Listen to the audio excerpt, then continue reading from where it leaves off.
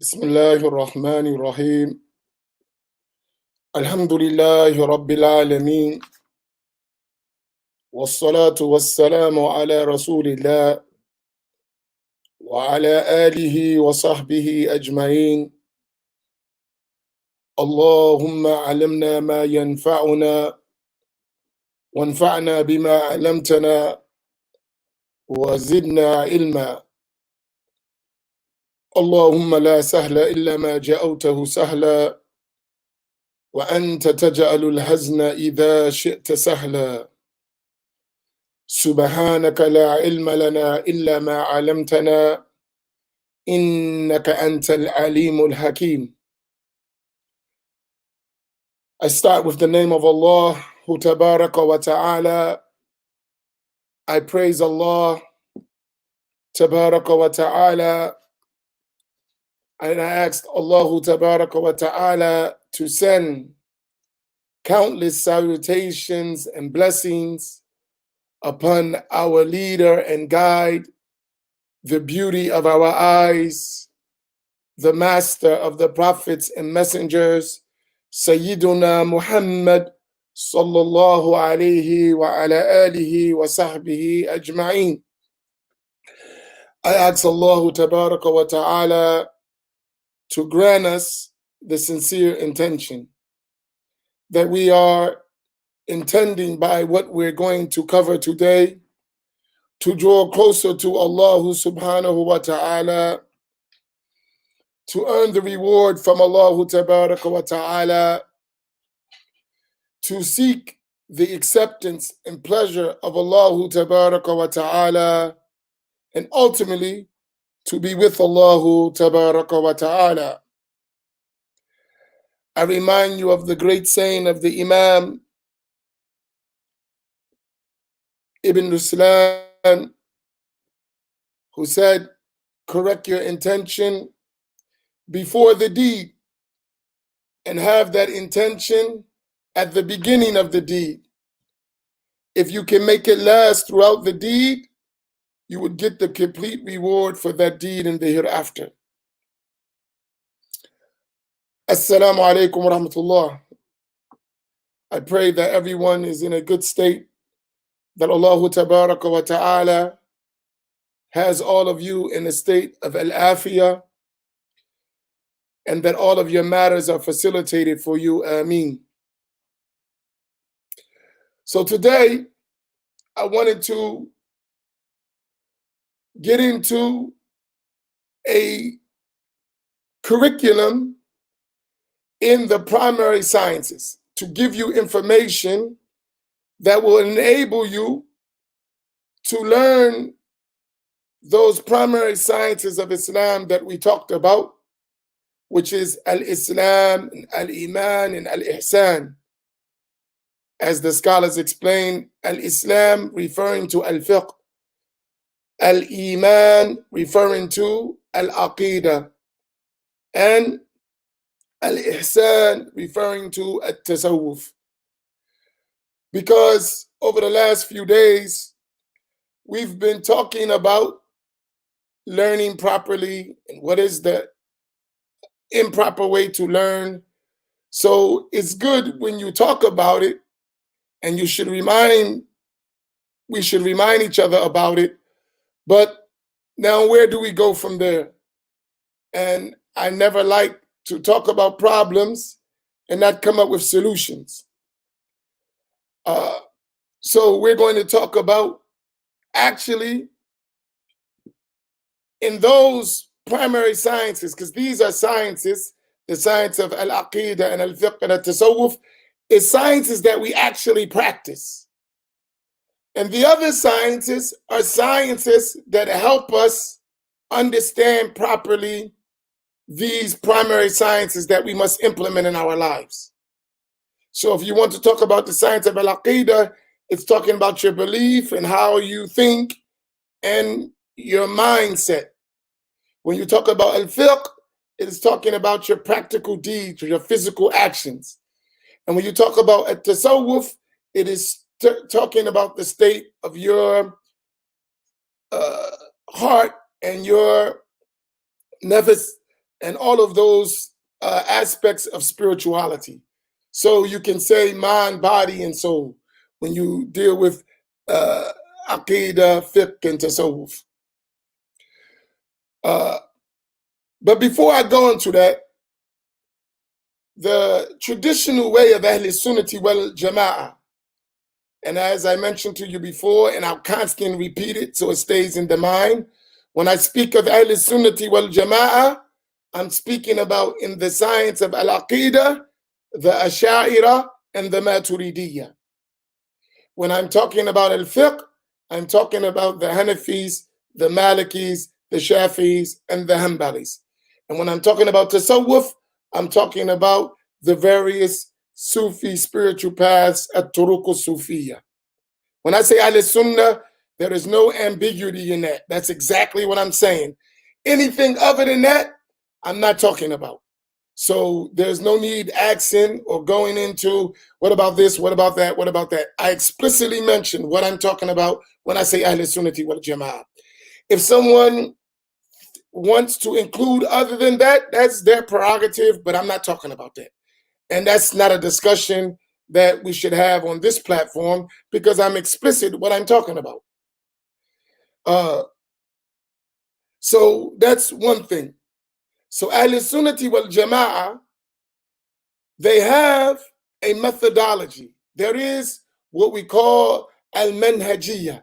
There is a methodology by which Ahl Sunnati wal Jama'ah presents these primary Islamic sciences.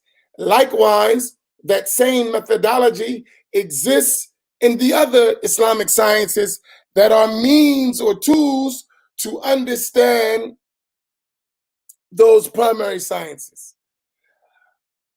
And I mentioned them to you, and I repeat them, that Ahl Sunnati wal Jama'ah in their methodology employ three basic ways of learning. A teacher, you can say a scholar, you can say a sheikh, you can say someone who just learned. A teacher, an unbroken chain, a sanad, and a reliable book. Those are the three essential elements when we want to learn the matters of the religion. You must have a teacher. And as we mentioned, the statement of Al-Habib Abdurrahman al-Saqaf, rahimahullah ta'ala, who said the one who does not have a teacher, the devil is his teacher. The one who doesn't have a sheikh, someone to teach him, then the devil is his sheikh. And when I say sheikh, you should look at it in two main ways. You have sheikh al-ta'lim and sheikh al-tarbiyah, two types of sheikhs. You have a sheikh that you learn from the matters of the religion, and then you have a sheikh also that is nurturing you along the spiritual path or guiding you along the spiritual path. So when we talk about sheikh, sometimes it could be the sheikh that is a teacher, and that's what you go to that teacher for, to learn different sciences. And you may not have the same teacher in every science. You may have a sheikh who taught you aqidah, a sheikh who taught you fiqh, a sheikh who teaches you the matters of hadith and its sciences, one who teaches you tafsir, one who teaches you Arabic language. You may have different shuyukh in the different Islamic sciences. And you may have a sheikh who is training you in the science of tasawwuf, who's guiding you along the spiritual path. And that sheikh who guides you along the spiritual path may also be sheikh al-ta'lim. He may be a sheikh who teaches you as well. So you're going to combine between all these things. So the teacher, when we say sheikh, that's what we mean. The sanad, al-isnad. We remind you of the statement of Abdullah ibn Mubarak, rahimahullah, who was from the Salaf, and he said, al-isnadu min ad-deen, walau la isnad, laqala man sha ma sha. The chain of narration is a part of the religion, and without it, anyone can say about the religion whatever they want. For Ahl Sunnati wal Jama'ah, those madhahib and aqidah, those madhahib and al-fiqh, and those turuq in tasawwuf, those spiritual paths in tasawwuf, when a person does not have an unbroken chain of narration, his statements are of no weight in this affair. So it's just something that should be clear.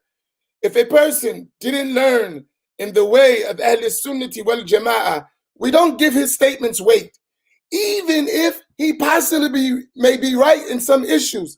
But his methodology contradicts the methodology of Ahl Sunnati wal Jama'ah, and it is not something that we can rely upon. It doesn't mean he's wrong in everything he says. It doesn't mean he doesn't have correct points. It means the way by which he acquired knowledge is not trustworthy and dependable, according to the sciences of weighing and evaluating narrators of information. So therefore, in Ahl Sunnati wal Jama'ah, we won't rely upon that statement, nor will we take that person as someone to learn from. And this was mentioned by Muhammad ibn Sirin radiyallahu ta'ala anhu when he said, Inna hadha al-ilm deen, fanduru amman ta'khuduna deenakum. He said, verily, this knowledge, the knowledge of Islam, the knowledge of hadith, the knowledge we learn, is religion. It is the deen. So look well from whom you take your religion. So we look at the knowledge we learn. This is our deen. This is how we're going to believe. This is how we're going to be practicing. This is how we're going to arrive at spiritual stations. So the one whom we take that knowledge from, we want to ensure that that person has properly acquired that knowledge, has not altered that knowledge, has not changed that knowledge. And the way we do that is by as-sanad, by the chain. We ensure that you learn from these teachers and they actually authorize you to convey information because they ensure that you understood the information properly. You learn from trustworthy, reliable books that weren't perverted, and that's how you pass knowledge. When that is not done, even if you pass knowledge, that knowledge is not trustworthy. And according to the methodology of Ahl Sunnah, we won't accept that. And there are other conditions, but these are general statements, general conditions. With that said, then you have, like I said, the reliable books. And today, what I'm going to do is give you a curriculum by which you would know reliable, trustworthy books and what books you should learn. And then you should also find teachers who can teach you those books. So I'm going to set you on the path. I'm going to give you the tools you need to acquire proper Islamic knowledge. Now, I'm going to give you the methodology that we directly learn from our teachers, right? Now, the system I'm going to give you is consistent, the methodology. It may not be the exact same books in every madhab or with every shaykh, but the methodology is exactly the same. So what I'm going to provide you, if you follow another sheikh or another madhab, you should be able to provide me with the equivalent in your school. If you cannot, and if you did not learn that way, then you haven't followed the methodology of Ahl Sunnati wal Jama'ah. I hope this is very clear. And for the ones who are just new, you're going to be able, for the rest of your life and for succeeding generations in your family, have a structure by which you won't have to have a do-over. One of the most frustrating things that I see about a lot of brothers and sisters, especially from the comments, is that they have to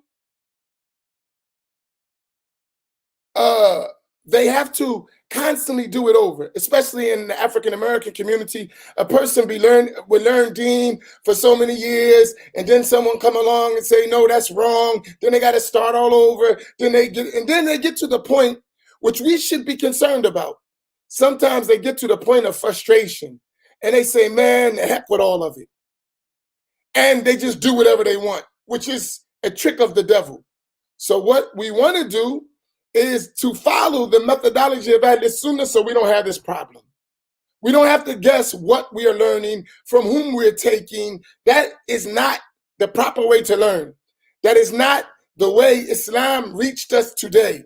It reached us by this methodology that I've explained, that I've summarized, and it can be expounded on in more details, but I need you just to give the point first, and then we'll add the details. So, whenever you want to learn Islam in an organized methodology, whenever you want to do that, right?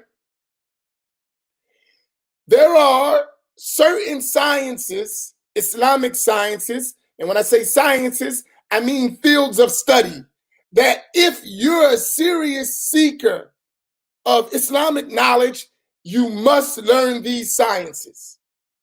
If you didn't learn these sciences with a teacher, with a chain of narration, with a book, your understanding of them may not be complete, or they would not be considered reliable and trustworthy way of transmitting Islamic information according to Ahl Sunnati wal Jama'ah. And this is something that is specific for Ahl Sunnati wal Jama'ah and specific within the religion of Islam in the details, as we will learn in the future.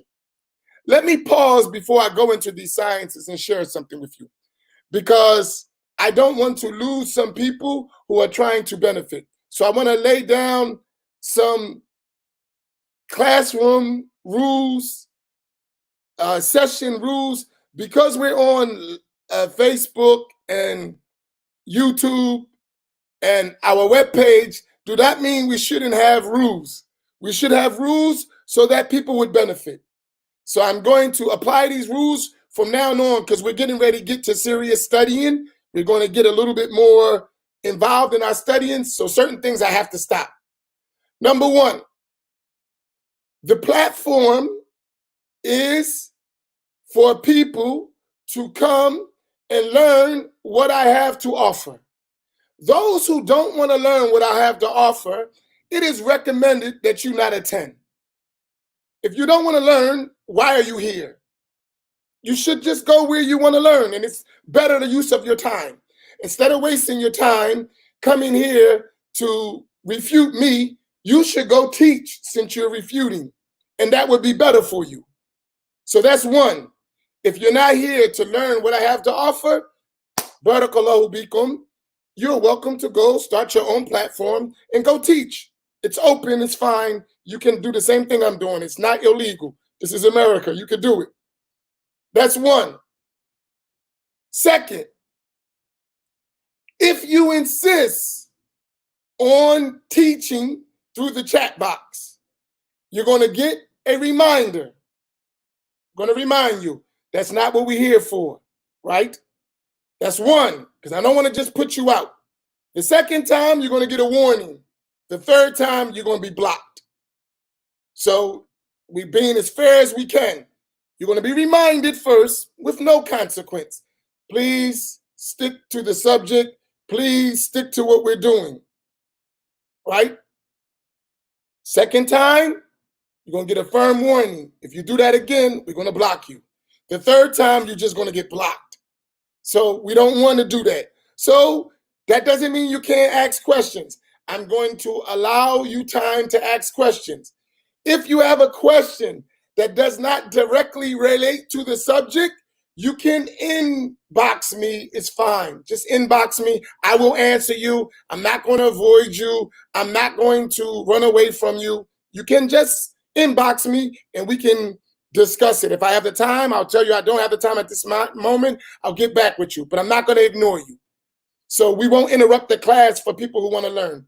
That's just the rules. Please, everybody understand that, because I hope not to block anyone. I don't want to do that. And I am patient with the stages that we got to go. But we got to get some norms, because I don't want to lose people because people are interrupting, because it's distracting. Thank you very much. Barakallahu fikum. Now let's go quickly back to the sciences. Whenever you want to learn, there are 8 basic sciences, and sometimes they can go to more, up to 12. But I'm going to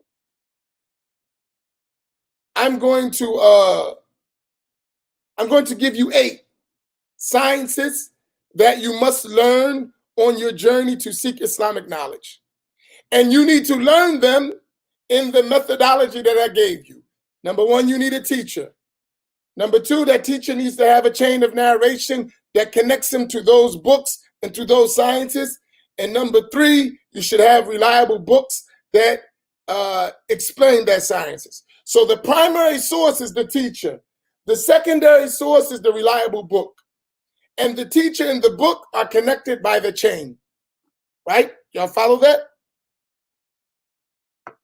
I'm telling you, if you use this methodology, you'll save yourself a lot of headache. A lot of pretenders, a lot of beginners learning who just want to be the sheikh, you'll wipe all that out if you use this system, right? It will make it much easier for you. It may be difficult initially getting into the system, but we're going to provide that too, inshallah. But it's available. But you would wipe out, most of the time, someone who's trying to cheat you in religion, or someone who is not qualified to do what they say they're doing. If you use this system, it'll wipe it out. They won't be able to do it. So keep in mind this system: teacher, reliable book, chain of narration for the book and for the teacher. And that doesn't mean that that's going to be readily given by every single teacher. You just want to ensure that it's present. And you should be saying, listen, from where did you learn, right? You know, what are the books that you use? And all those books of Ahl Sunnah have changed. So don't worry about it. If the teacher specifically can't give every single detail, just as long as he's connected, that's the important thing. Maybe he might not know the chain, but his sheikh has a chain and he knows the chains of his sheikhs, right? It has this type of system. It's a protection. Trust me, it's a protection. So the sciences. Number 1, Al-Quran al-Kareem. The first area of study, and when I say area of study, these are fields that you need to study. It doesn't have to be necessarily in a specific order, right? Al-Quran. The Quran reached us as the book of Allah through Sayyidina Jibreel, through Sayyidina alayhi salam, to Sayyidina Muhammad sallallahu alayhi wasallam, through his companions, radiallahu ta'ala anhum, to the followers of the companions, and to the followers of the followers, and generation and generation and generation and generation till we reach today. That's how the Quran reached us. As our teacher, Sheikh Samir, Hafidhullah, who is a master of Quranic recitation, a master of explanation of the Quran, and he has an unbroken chain in more than one way of reciting the Quran back to Sayyidina Muhammad sallallahu alaihi wasallam. And everyone who knows of Syria, anyone who studied in Syria knows Sheikh Samir. They know his level. They know his degree of qualifications. There's no doubt about that. Anyone who's been in Sham or knows about Sham knows our teacher, Sheikh Samir. No doubt about it, right?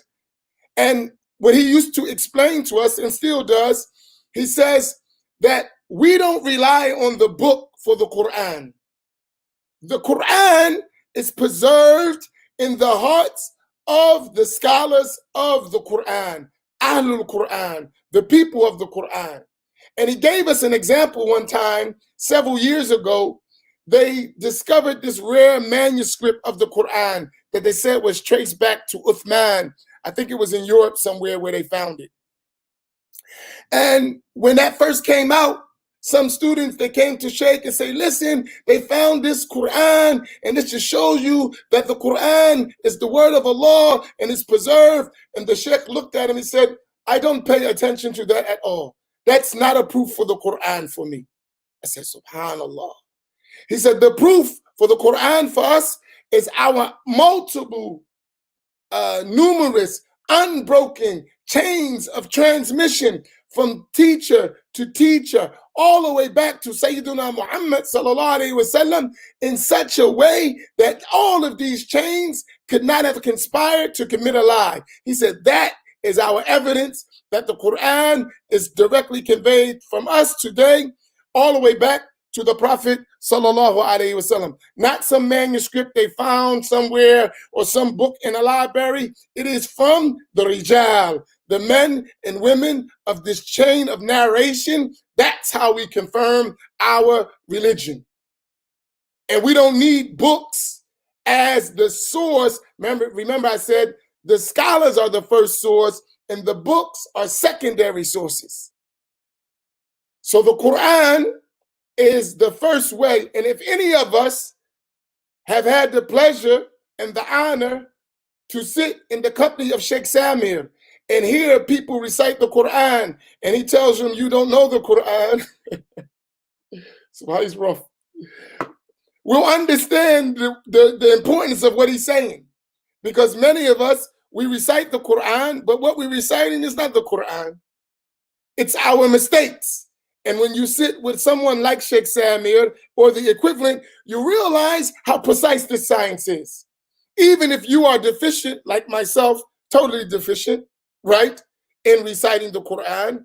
However, from being around the people of knowledge and the people of Quran, at least I know what the Quran should be like, even if I am not good at doing it, right? Because Allah preserved the Quran through these people. So this is one way. So the Quran, and related to the Quran is the Quranic sciences. Not just the Quran, the ulum al-Quran, the sciences of the Quran, like recitation, like tafsir, like the format of the Quran, the writing of the Quran, the script of the Quran, all of that in that field is taken from teachers with unbroken chains, and the styles of recitation, all of that is just in the Quran. And if any of you have the opportunity to sit with a professional, knowledgeable scholar who's an expert in the Quran, you'll really fall in love with the book of Allah and with Allah subhanahu wa ta'ala's preservation of the Quran al-Kareem. So that's the Quran. So that's one science that you need to learn. The second science, because we said 8 that I'm going to mention, the second science is the science of al-Hadith al-Sharif, the noble hadith of the Prophet sallallahu alaihi wasallam. And just like the Quran and all the other sciences, there are scholars who specialize in hadith. They are called al-Hufadh. Al-Hufadh. These are scholars who, if we wanted to use numbers, they memorized over 100,000 hadith with their chains of narration. Like they say, for the level to be al-Hafidh in hadith, they say a minimum number is about 100,000 hadith with their chains of narration. That's in the science of hadith. And then the one, as Imam as-Suyuti, rahimahullah ta'ala, who was a great Hafidh, who died in the year 911 after Hijrah, he wrote his famous book called Tadrib al-Rawi. Imam as-Suyuti, in his book Alfiya to Suyuti, which is a poem of 1,000 lines in the science of hadith, Imam as-Suyuti, he said that the knowledge of the hadith is taken from the Hafidh. And when you want to know if a hadith is sahih or da'if, that needs to be taken by a Hafidh from his wording or from a book that he specified he only collected sahih hadith. This is an important thing, that the grading of hadith, knowing if a hadith is authentic or not authentic, is the degree of a Hafidh, no one else. That's his position. If you didn't reach the level of Hafidh in hadith, you don't have no business talking about sahih or hasan or da'if. You need to only be quoting what the Hufadh said. And then you have two aspects of that, of hadith knowledge. You have ilm al-riwaya and ilm al-diraya. You have the knowledge of just narrating the hadith, right?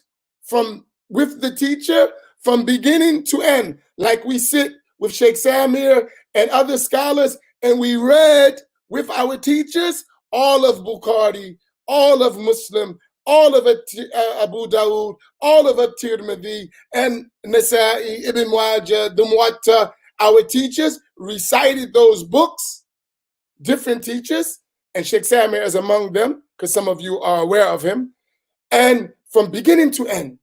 Not only that, so that's just a riwayah that's narrating the hadith. And then also in explaining those hadith that we sat with our teachers and we listened to them explain those hadith from the famous commentaries of the books of hadith.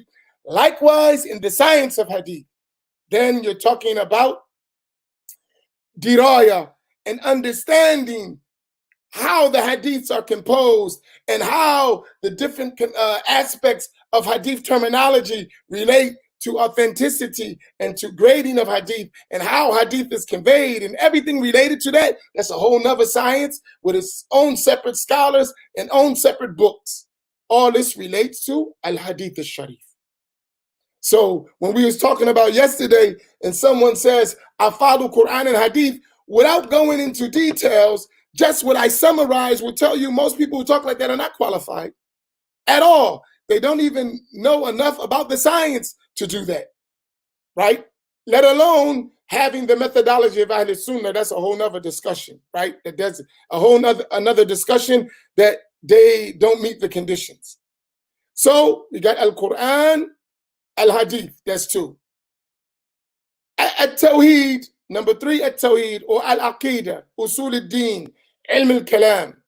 That is the field of belief, understanding what the Muslims are supposed to believe. And that science has its people. They are usually called al-mutakallimun. Al-mutakallimun are those scholars whose field is the science of at-Tawheed, the science of Aqidah. And they are main scholars that are just in that field. Just like there are scholars who are specialists in the field of Hadith, specialists and scholars who are specialists in the field of Quran and its sciences, there are scholars who are specialists in the field of Al-Aqidah, At-Tawheed, Usul al-Din, Ilm al-Kalam, all these names meaning the science of tenets of faith. And among the most famous of those that established schools of thought are Al-Imam Abu al-Hasan al-Ash'ari and Al-Imam Abu Mansur al-Maturidi. Imam al-Ash'ari, he died 324 after Hijrah, and Imam al-Maturidi, he died 333 after Hijrah. And among Ahl Sunnah, they are called Imama Ahl Sunnati wal Jama'ah, the two Imams of Ahl Sunnati wal Jama'ah. And there are books that have reached us from generation to generation that have become the most famous books in the science of Tawheed, and I'm going to discuss some of them. The fourth science, al-fiqh, ilm al-fiqh, the science of Islamic jurisprudence. And in that science, you have scholars who are specialists in that field called al-fuqaha. Al-fuqaha, those scholars of al-fiqh, and among them are al-mujtahidun, those scholars who are the top-ranking scholars in deducing legal rulings, who are qualified to do al-ijtihad or personal legal ruling. And the most famous among those scholars who established schools, and there were many schools besides the four, but the ones that have reached us with an unbroken chain of narration are four. The school of Imam Abu Hanifa, the Hanafi school, the school of Imam Malik, the Maliki school, the school of Imam al-Shafi'i, the Shafi'i school, and the school of Imam Ahmad ibn Hanbal, the Hanbali school. These four schools are the schools that reached us with intact, with all their scholars, with all their reliable books, with an unbroken chain of narration. And that's why the one who didn't reach the level of mujtahid, we said is a muqallid, is obligated to follow one of those four schools of thought. The fifth science, which is related to al-fiqh, is called al-usul, right? Or usul al-fiqh, which deals with the methodology and the tools that are needed to derive fiqh rulings and how that's done. So this is the science of usul al-fiqh, and the scholars in that are called al-usuliyun, those who are specialists in the fundamentals of Islamic jurisprudence. And there are scholars and reliable books just in that field alone. How do we deduce rulings? And in usul al-fiqh, in every madhab, every school of thought, every school of fiqh has its own usul. So the Hanafis have usul, the Malikis have usul or foundations to derive fiqh rulings. So do the Shafis, and so do the Hanabila, the Hanbalis. And there are scholars in that and books that relate to that. The sixth science is Asiratun Nabawiyya, or the science of the seerah or the prophetic biography. And there are scholars who specialize in writing and teaching about the seerah of the Prophet ﷺ, who have unbroken chains of narration in that science. And there are specific books that are well-known, famous books in the field of as-seerah, of the biography of the Prophet ﷺ. Wal adab, that's the seventh science, which really is at-tasawwuf, manners and behaviors, which is the science of at-tasawwuf, ilm al-suluk, the science of spiritual wayfaring.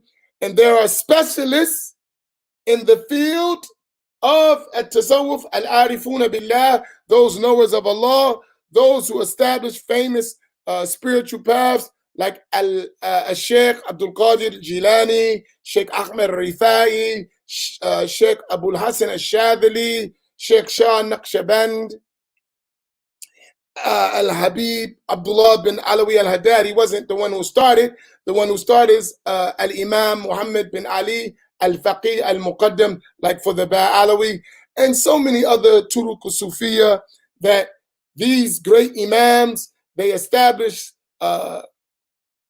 spiritual paths, and they have been conveyed from us from around the 5th, 6th century, continuous down today. And from those Imams, all the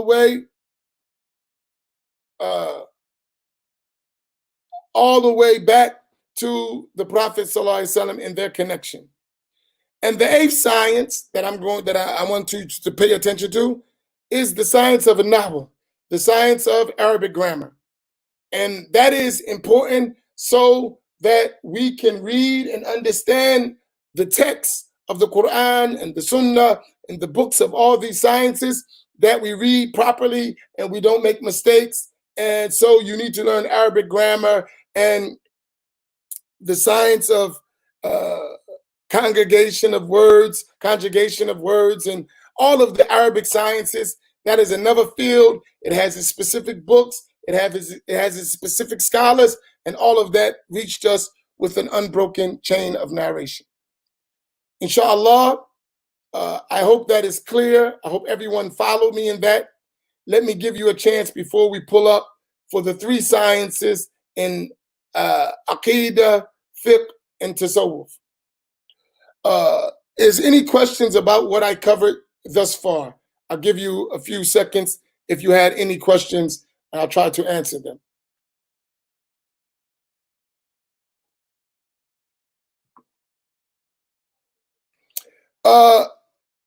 Good question. Ihsan Tasawwuf. Go back to the Prophet sallallahu alaihi wasallam. Let me help you something. Since because we're learning, I want to share something with everyone. And it's not specific to our brother Amin, but everyone, because I see a lot of people doing it. When you write sallallahu alaihi wasallam, either you write it all out, right? Or just utter it. Don't abbreviate it.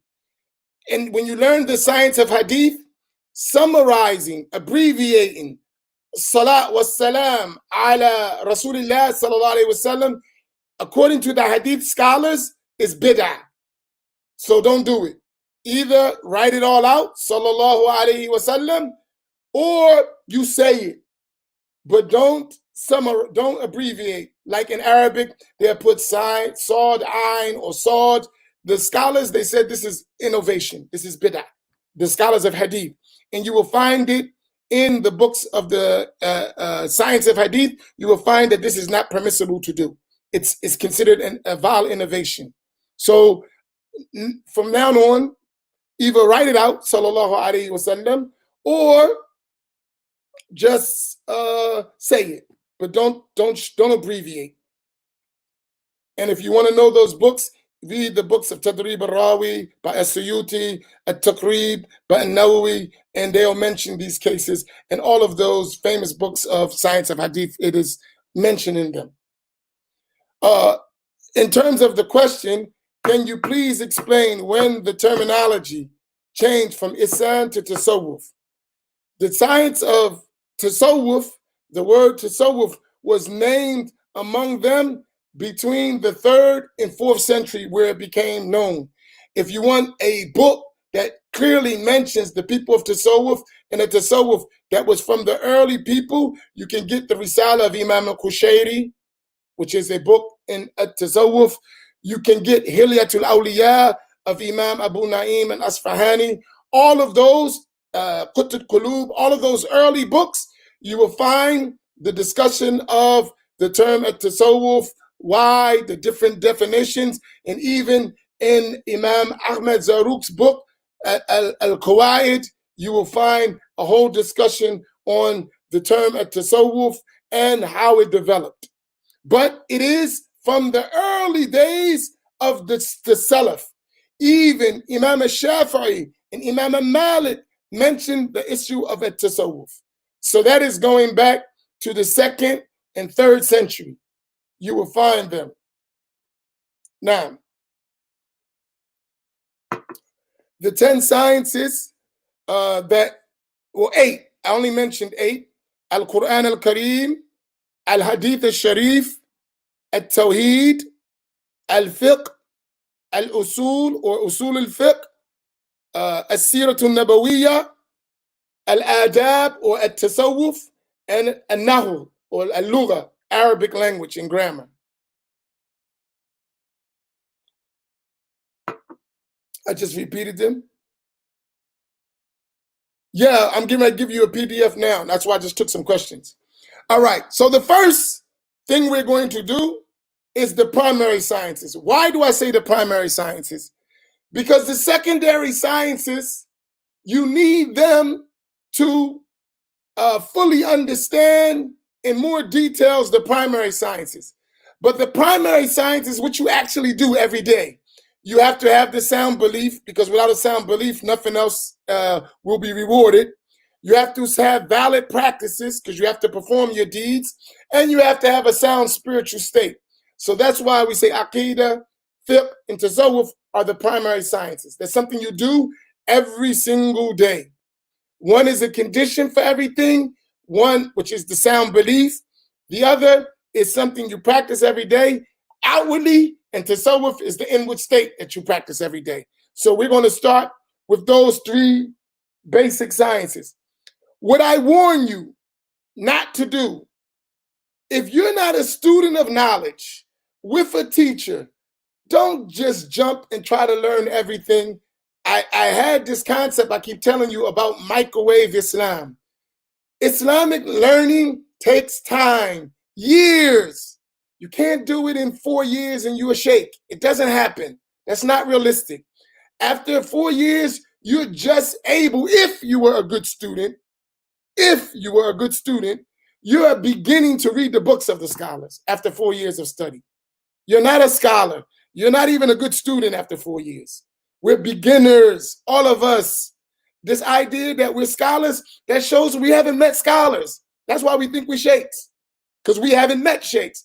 But anyone who sat with a sheikh, they know you're not a sheikh, you're a student, because they know what scholars of Islam got to go through. That's years of learning, decades of learning.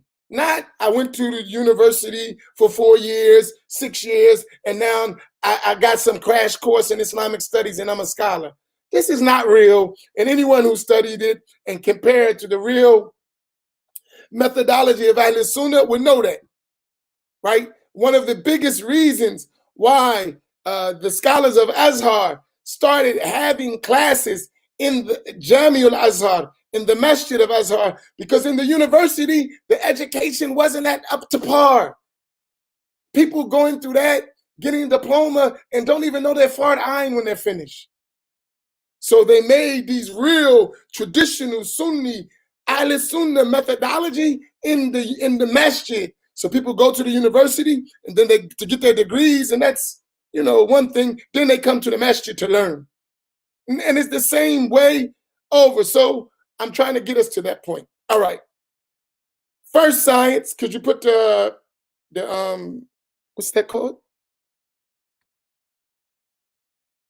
The PowerPoint. So the first science that we're going to talk about, and I just want to give you these books that we're going to study, is in Aqidah. So at Tawheed, Usul al-Din. So when you say the science of Aqidah, you can say Ilm al-Aqidah, the science of Aqidah, Ilm al-Tawheed, the science of divine oneness, Ilm Usul al-Din, the science of the foundations of the religion, and another name is Ilm al-Kalam. Among the Ahl-Sunnah, they say the science of theology. That's a little bit too big. You might need to shrink it.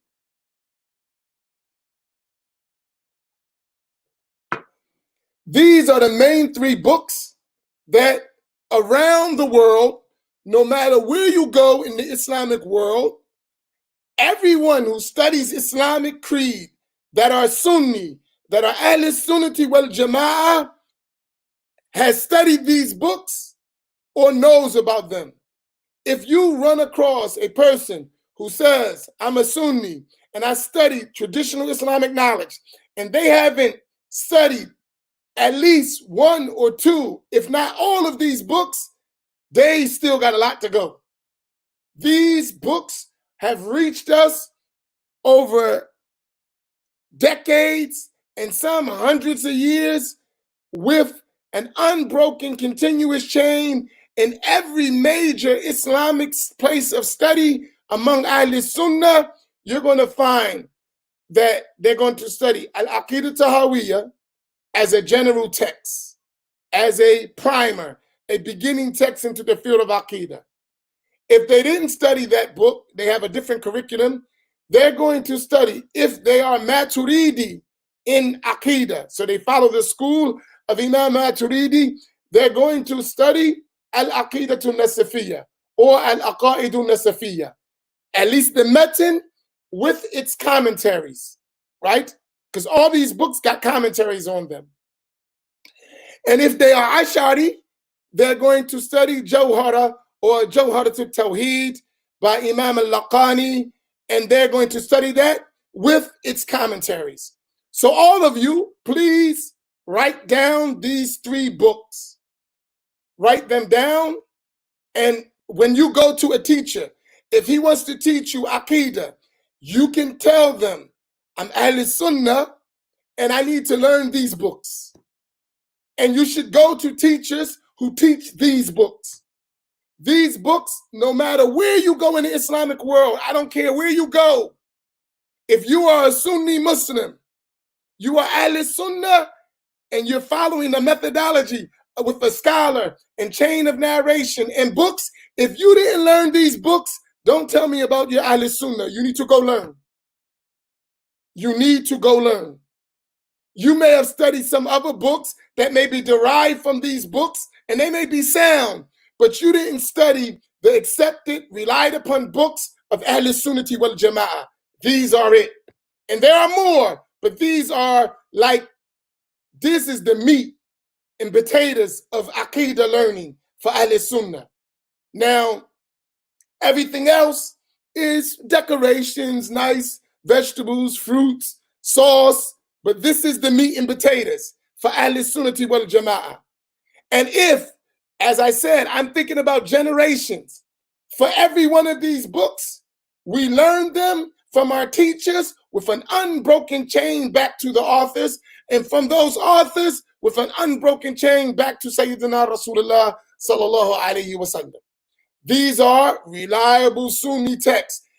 And I'll give you all the places that I went to acquire Islamic knowledge, whether it was in Egypt, whether it was in Syria, whether it was in Lebanon, whether it took place in Yemen, all over the place, Saudi Arabia, wherever I went to learn Aqidah from Sunni scholars, these were the books that were in the curriculum. No curriculum was complete without the study of one, if not all of these books.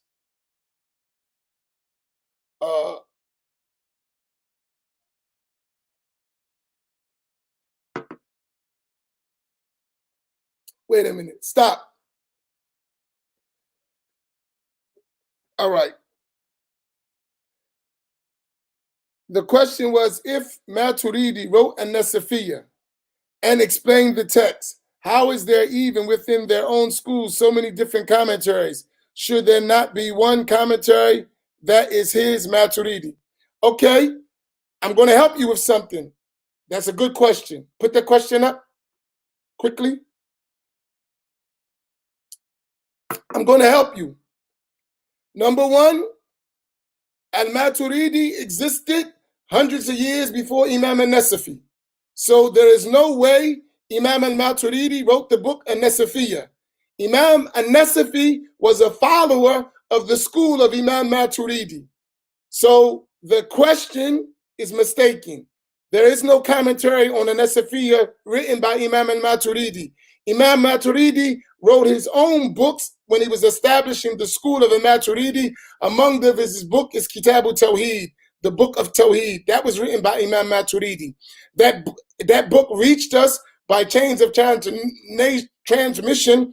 And later after that, hundreds of years after that, Imam al-Nasafi, he wrote his famous small treatise on Aqidah according to the school of Imam al-Maturidi, and it be called Al-Aqaid al-Nasafiyya, and it is the most famous book following the methodology of Imam al-Maturidi. So the Al-Aqid al-Nasafiyya is according to the Maturidi madhab.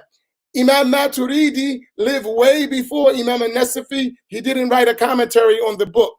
Now, as for commentaries, the Aqidah Nasafiyya is a small text, a few pages. Scholars, they came later, and his students and students after his students, because everything's with a chain of narration, and they expanded on the text, and he wrote that text so that the common people like you and me would know what to believe without all the details. So we read the text, we memorize the text, and that is it. That's how we learn. And I'll come back to your question, but I'm just correcting so you'll know. Imam Maturidi established the school. Imam al-Nasafi was among the scholars of the school later who summarized the creed of Ahl-Sunnah in a small text. Then later, commentators explained that text in more details for the points of that. That is how all the books of Ahl-Sunnah wal Jama'ah, according to every madhab, reached us. So it's just a matter of pointing to you, just so you have your facts straight, and then you understand the system. Inshallah, and I'll come back to the other question. Put the Aqidah portion up. So Aqidah Tahawiyya is similar. The only thing, keep it up. Imam al-Tahawi, he lived during the same time as Imam al-Maturidi. So he summarized the text of the creed of the Salaf, right? As we read Imam Tahawi, he said,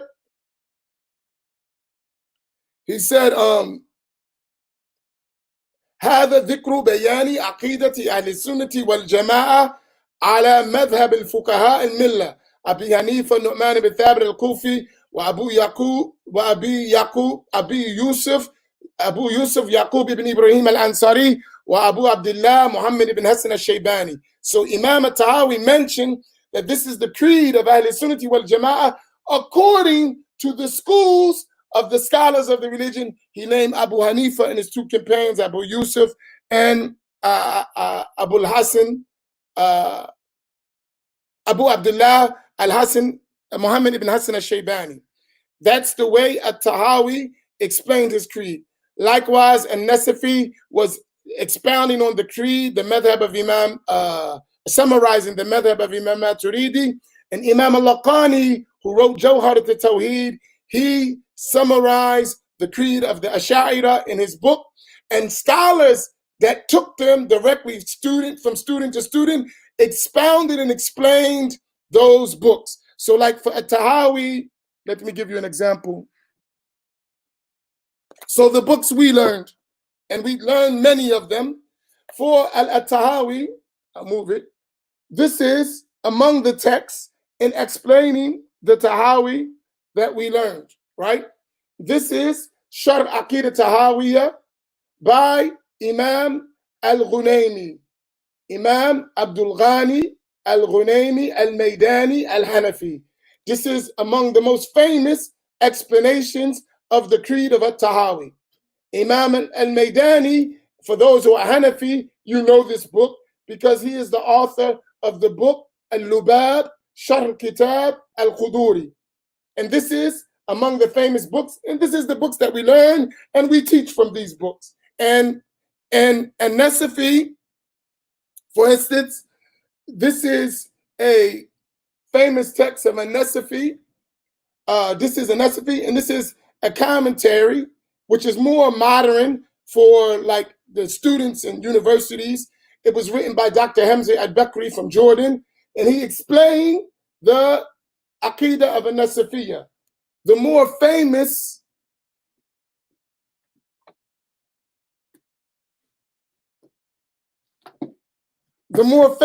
explanation, this is the one when we're teaching our students that I particularly like because it's summarized, it's very, not too scholarly, and it's good for people, and it's in Arabic, but don't worry about this. I'm just showing you the books so you can have some kind of idea of methodology.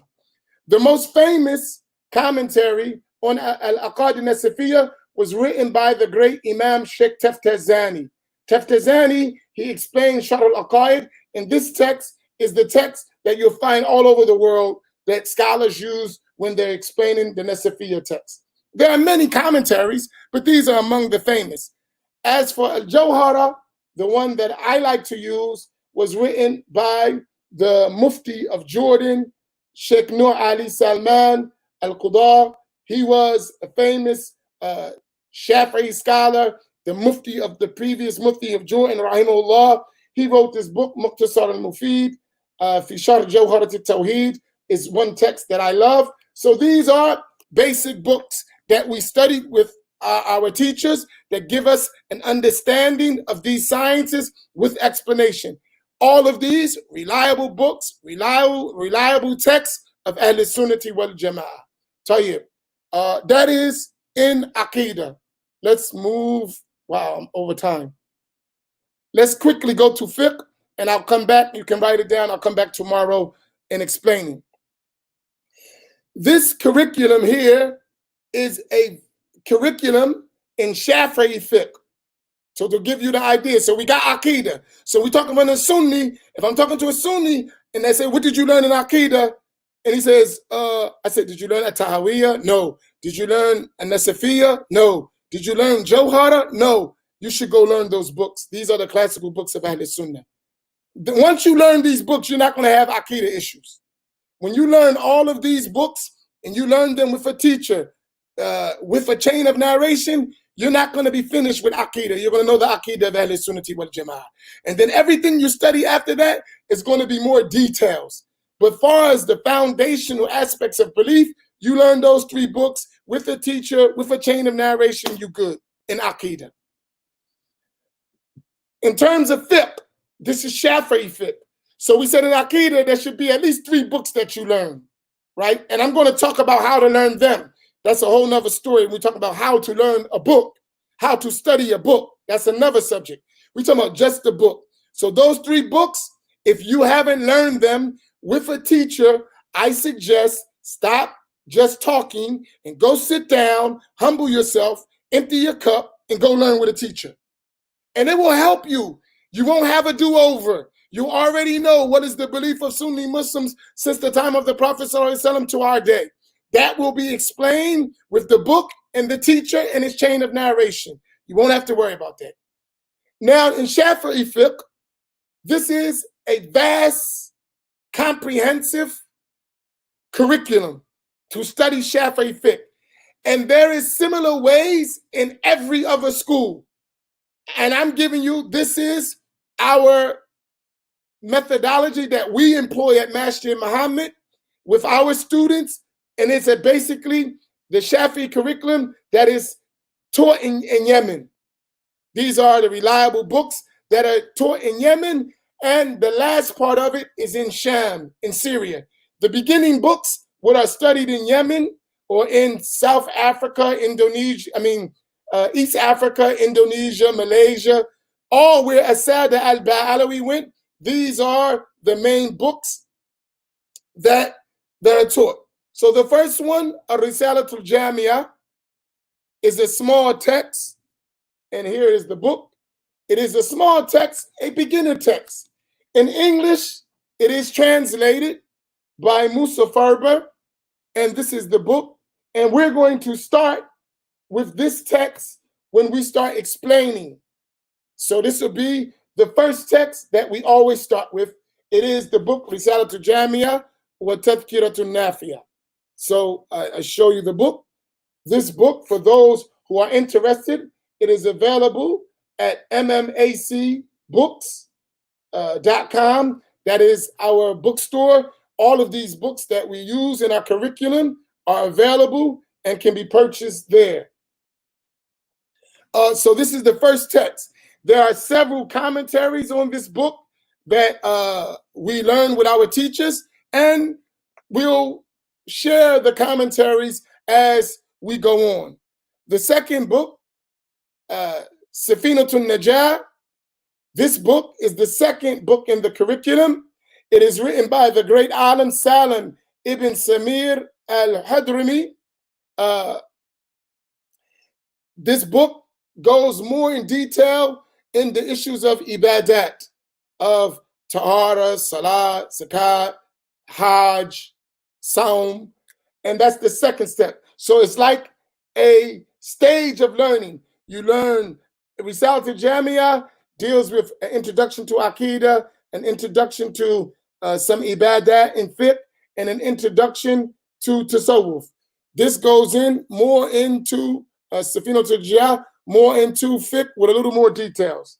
From there, you go to the next text, which is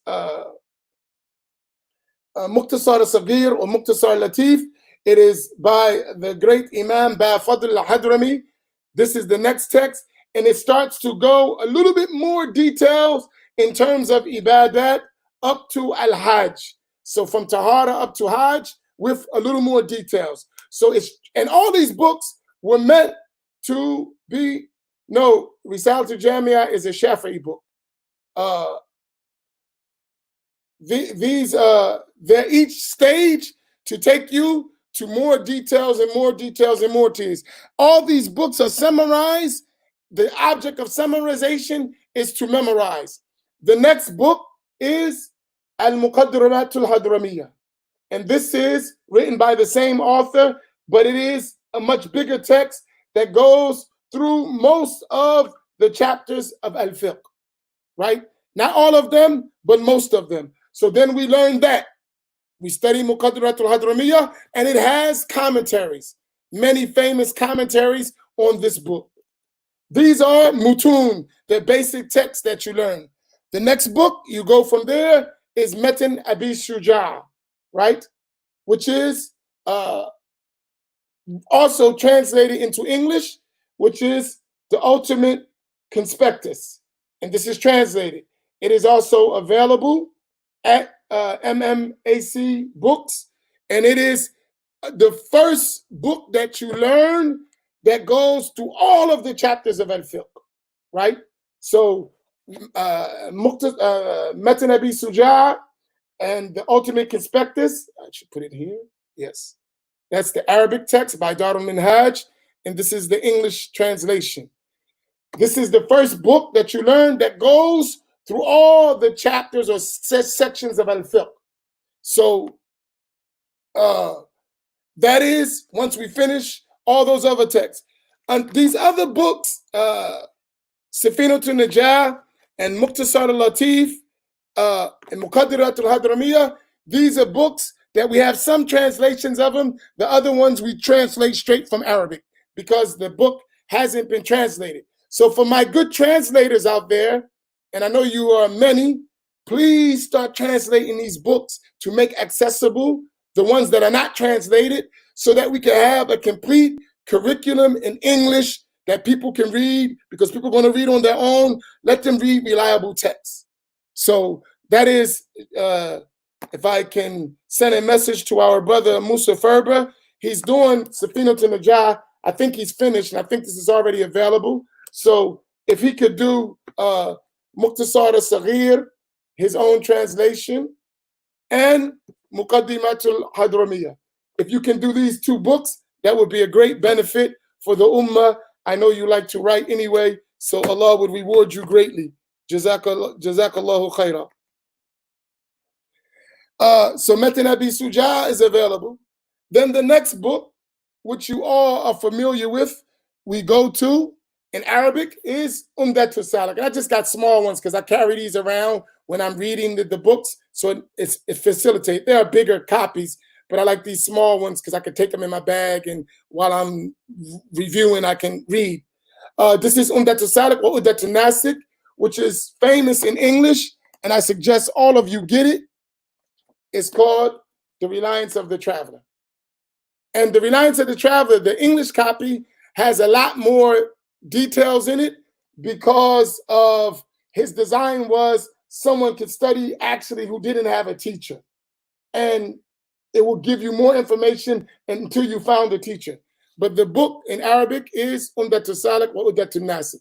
And these are another stage in Shafi'i fiqh.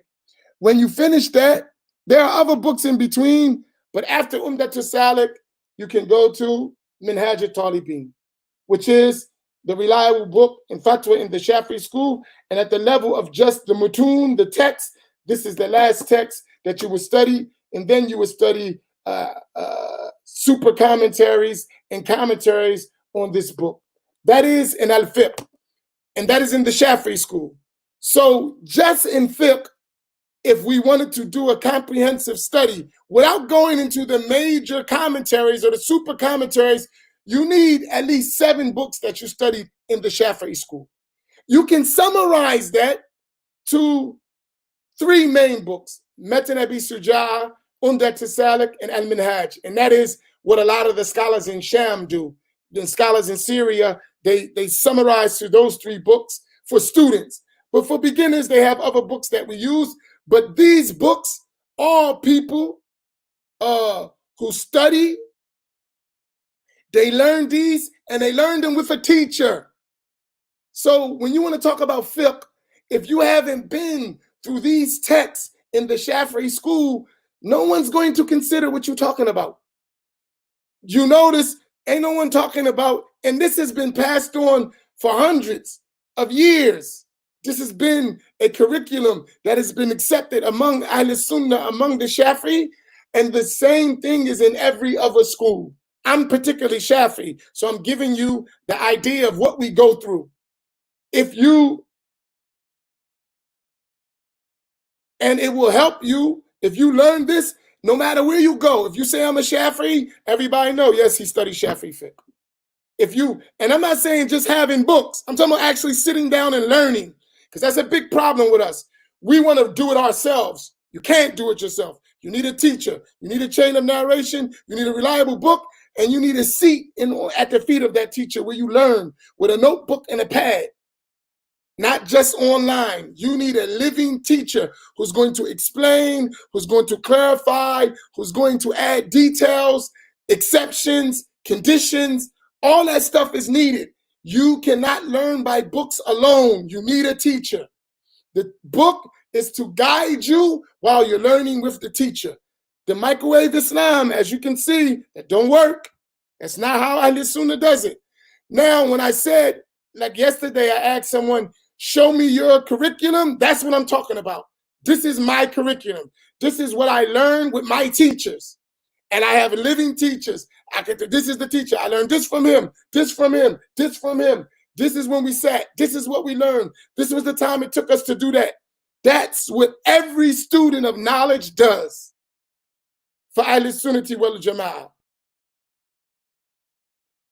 Please, no, let the Maliki brothers provide their own stuff. Now, I'm joking. I will give you a Maliki curriculum as well. I will do that. I need to just give the idea through the Shafi because I'm familiar. But I do have Maliki curriculum as well, even though I didn't study it. So, but I do know the curriculum. So if someone says Maliki, I know exactly what they should have learned. And if they say no, I just say you need to go learn. Right? Let's go quickly. Since we have time, I can finish and then I'll come back. Go quickly to Tasawwuf. So Tasawwuf, I recommend 5 quick books that you can learn. In Tasawwuf, the first book that when we teach, this is Masjid Muhammad I'm talking about. This is the structure we use when we're explaining Tasawwuf. And that should be TASWWUF, not 2 Fs. I thought I corrected that. No problem. Tasawwuf, TASAWWUF. 2 W's. Yes.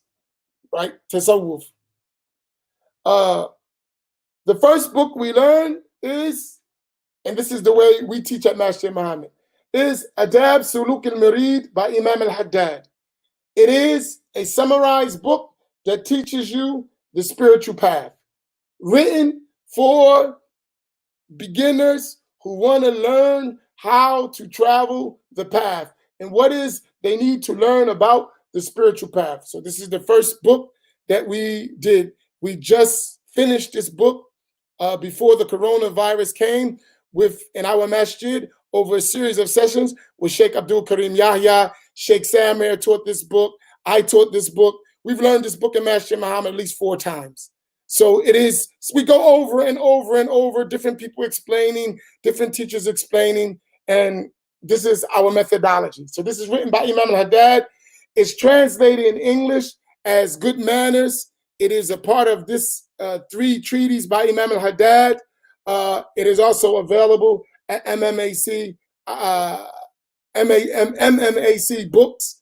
And so for Tasawwuf, this is the first book that we usually start with. And it's the middle one, the second one, Good Manners, is the treatise Adab al-Suluk al-Murid.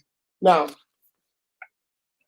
then we move from there to the book Risalatul Mu'awwana, the book of assistance of Imam al-Haddad, right? So after we do Risalatul Adab al-Suluk al-Murid, we go to Risalatul Mu'awwana, the book of assistance from Imam al-Haddad. And the book of assistance has a summary of the works of Imam al-Ghazali in a short structure of chapters that help you travel the spiritual path. This book is also available on the Masjid Muhammad's bookstore page. Then after Risalatul Mu'awwana, we go to the book of Imam al-Ghazali, Bidayatul Hidayah, the beginning of guidance. And this is all by Darul Minhaj. We use this text. And the translation is available as the beginning of guidance. This is written by Hujjatul Islam, Abu Hamid, Muhammad ibn Muhammad al-Ghazali, right? So it is available. These are the curriculums that we use in Tasawwuf. Allah. After we do that, unfortunately, the book's out. We go to the book Minhaj al-Abidin by Imam al-Ghazali. The translation is available, but we are out of them, and these books are rare to find. Even the publisher don't have any books no more. But this is the next book, but it's way down the line. It's number 4. So inshallah, by the time we get to this book again, the publisher will have more in stock and we can have them, inshallah. But Minhaj al-Abidin by Imam al-Ghazali is the 4th book that we use.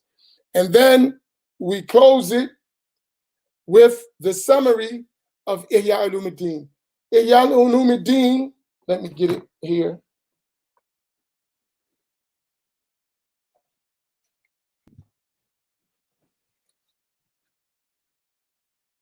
The Ihya of Imam al-Ghazali is, as you can see it, it's really 4 volumes or 4 quarters, but this one by Darul Ma'rifah is very compact. I like it.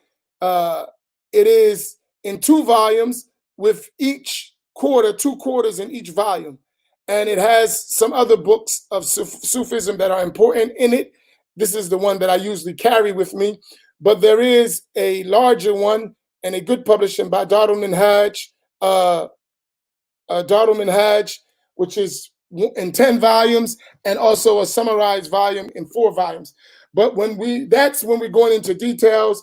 But when we start with our students, we'll do a summarized version of Imam al-Ghazali's Ihya, Mukhtasar Ihya, and this is the English translation of the Mukhtasar of Ihya Ulumuddin by Imam al-Ghazali. Some say it was written by his brother Ahmed, Allah knows best, but it summarizes the 4 quarters of the Ihya, the quarter of worship, the quarter of customary practices, the quarter of muhlikat, ruinous characteristics, and the quarter of munjiyat.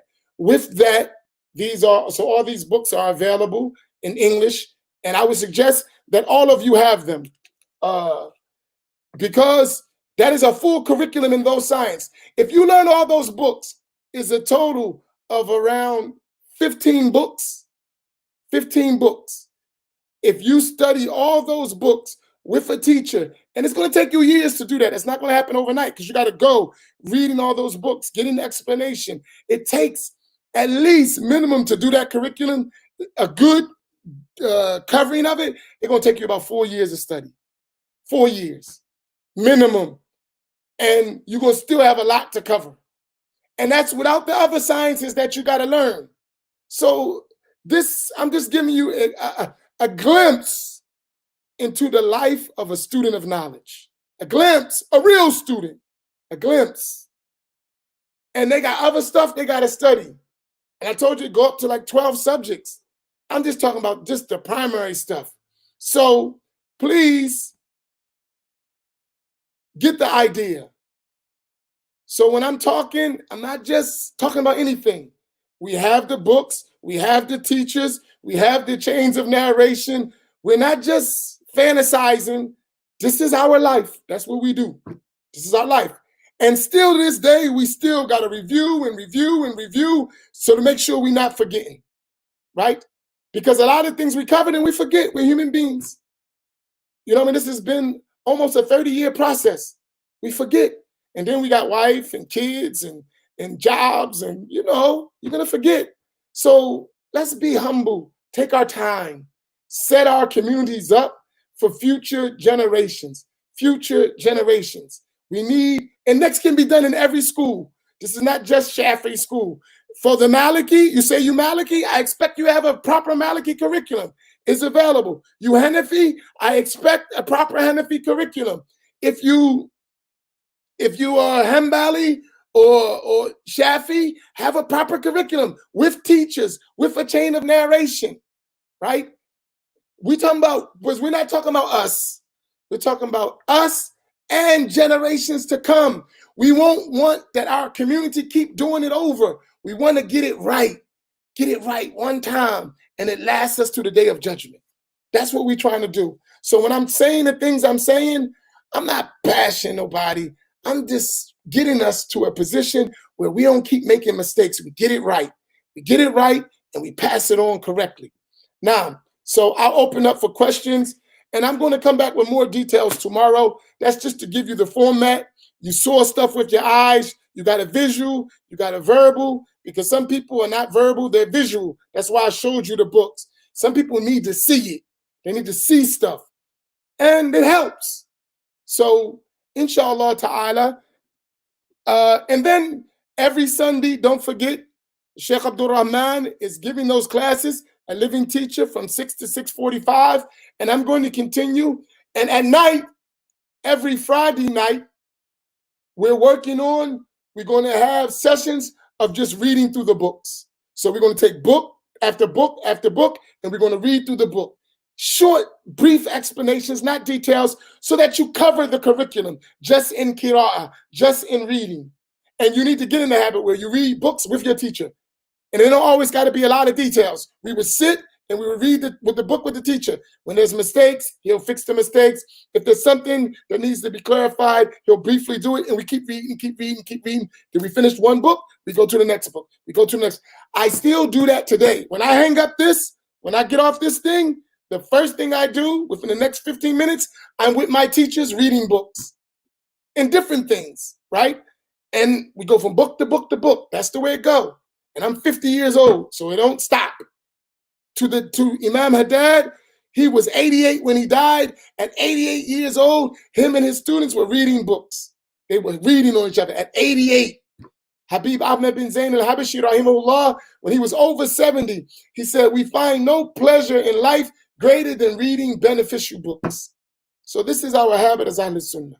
All right, I'll take a few questions for 9 minutes and see if I can answer them, inshallah. What questions do we have?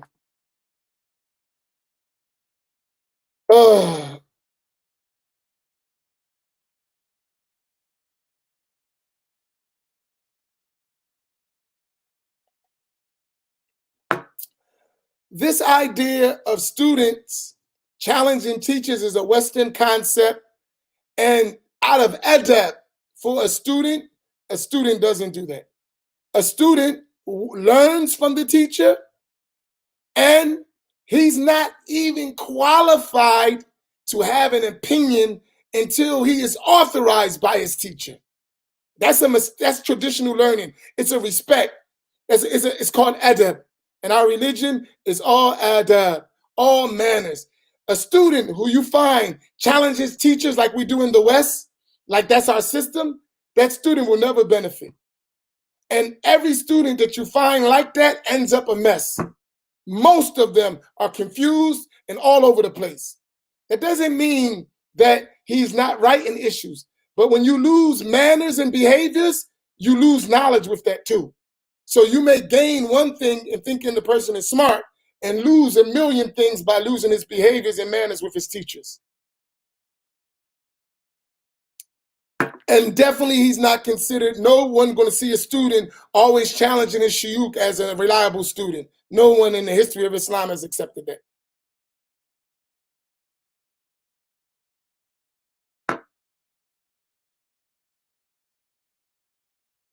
Oh, put that question he got, go back to this one. You can leave this one, I'll get the one. The brother Amin made a good point. He said, no, I'm not saying challenging the teacher. I'm saying he gets ijazah, and then when he goes on his own, he is teaching something different. He is someone who is in a state of treachery and unreliability. Why? Because he's taking an ijazah, and many people do that. They get the ijazah from the teacher, and to say they have ijazah, but they're teaching totally other what the teacher is teaching. That is not a valid ijazah. That is treachery. And that happens a lot, especially in like Azhar University. You got many people who graduated from Azhar and they're not Azhari. They don't follow the way of Azhar. They are Wahhabi, Salafi, and they got a diploma from Azhar. But they don't represent Azhar except that hat and that coat you got on. You are not Azhari. These curriculums I named, stuff like that, that's Azhar has a strict, very well documented curriculum. And hold on.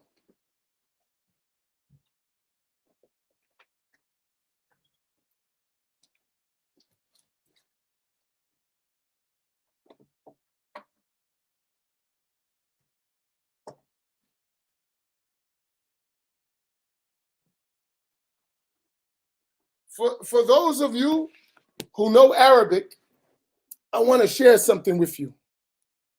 This text, this book, it is Al-Manahij Al-Azhariyya. This is the methodology of Azhar.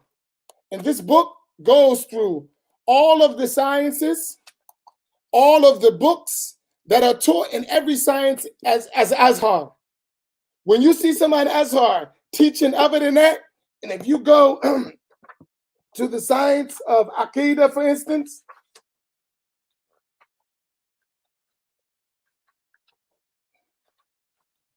Let me go to it real quick. Allah.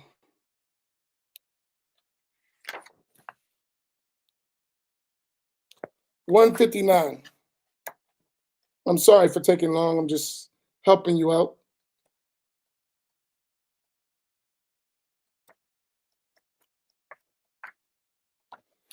If you go through the books in Azhar, and these are all the texts that they use in Aqidah, right? Right? They got all of the books that they use in Aqidah.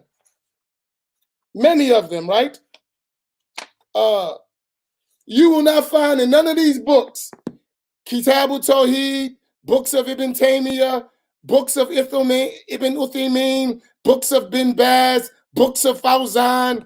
You will never find it in Azhar as the established manhajiyya or methodology of Azhar. These texts, all their books are available, what they teach. Nowhere you find these things. So when you see a person, he got an Azhar hat and an Azhar uniform, and he's teaching Wahhabi books, that's not Azhari, that's treachery. Even if he has a diploma, even if he has an ijazah. Now,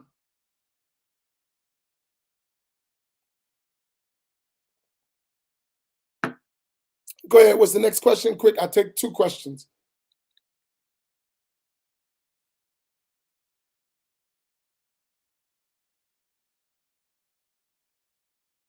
Yeah, there is a good translation of Minhaj al-Abidin. It is Baz Publishing. That's the one we use. But unfortunately, the publisher is not in the country. He got caught out with the COVID virus. So whenever he gets allowed back in, we have a whole shipment of the books coming. But right now you can search, but like everybody's out of that book because of the situation with COVID virus. But we are on the first list. As soon as they come back, we'll have him. But he's not here now.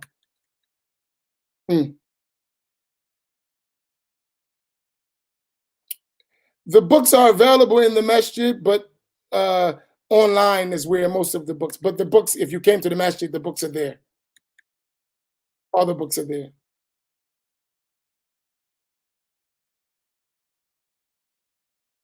Ilm al-Kalam is just another name for Aqidah.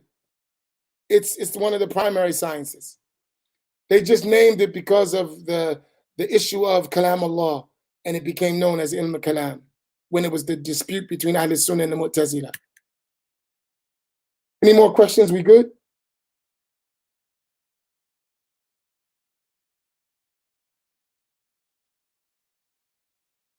Okay, inshallah, tomorrow.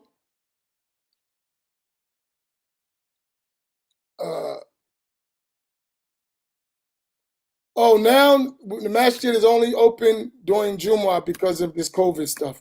So we have multiple Jumu'ahs because of the numbers, social distancing and numbers.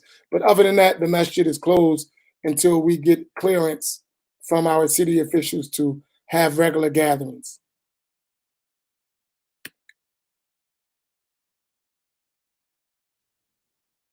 Okay, inshallah, I'll give that to you tomorrow, inshallah. All right.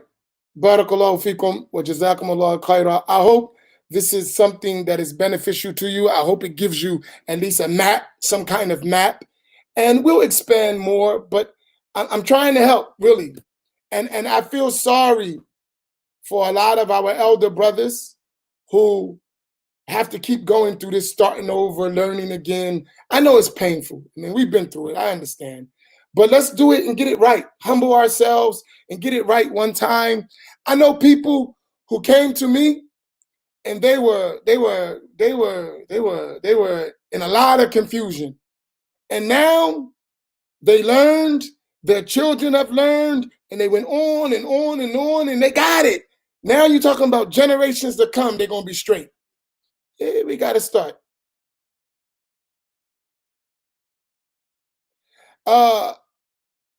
I don't know about that. I don't know that university. I don't sponsor anything I don't know. So sorry, Brother Frederick. I will not tell no one to go study a university I don't know. I don't suggest studying with universities. I say go find a trustworthy teacher with a chain of narration. So the university thing, I would never, I don't agree with that if you don't have a trustworthy teacher. You should have a teacher and not go by a university. Ahl Sunnah was conveyed through chains of transmissions. If you go for the university for your diploma and all that, fine, but have you a real teacher. Because usually universities have become corrupt in their way of transmitting Islamic knowledge. And it's sad, but that's real. So if you're going to a university, make sure you have a teacher outside that has a real authentic Islamic chain and with authentic books. Most people who go to universities, they don't study no real curriculum. It's cliff notes. So I wouldn't suggest that. May Allah reward you all. Barakallahu fikum wa jazakumullahu khaira. Assalamu alaikum wa rahmatullah. Inshallah, I will see you tomorrow.